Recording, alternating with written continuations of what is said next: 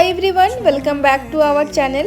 আজ এসেছি একটা নিমন্ত্রণ বাড়িতে। আমার বোনের বন্ধুর বাড়িতে পুজো আজ, সেই উপলক্ষে আজ আমাদের নিমন্ত্রণ ছিল। তো কি কি খেয়েছি আমরা চলো দেখা যাক। প্রথমে ছিল লেবু, পটল ভাজা, কাশ্মীরি পোলাও, চিংড়ি মাছের মালাইকারি, ভাত, ডাল, একটা 5 মেশালি সবজি, আর এর সাথে মাটন হয়েছিল।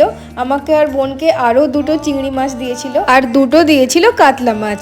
এত সুন্দর ছিল না মাছ পোস্তটা খেতে। এরপরে ছিল চাটনি, আম, রসগোল্লা, সন্দেশ আর মিষ্টি দই। সত্যি আমাদের বাঙালি খাবারের কোনো তুলনা হয় না। প্রত্যেকটা খাবারই খেতে এত সুন্দর হয়েছিল যে আমরা অনেকক্ষণ বসে বসে খাচ্ছিলাম। তোমরা জানোই তো আমি মিষ্টি পোকা। সন্দেশটা খেতে এত সুন্দর হয়েছিল, আর মিষ্টি দই, আহা হা হা, কি সুন্দর খেতে। খাওয়া হয়ে যাওয়ার পর বাইরে বেরিয়ে আসি, দেখো ওদের বাড়ির মন্দিরটাও কত সুন্দর। আর ওদের বাড়িতে একটা বাতাবি লেবুর গাছ ছিল। বাতাবিগুলো এত নিচে হয়ে গিয়েছিল যে হাতের সামনে চলে আসছিল।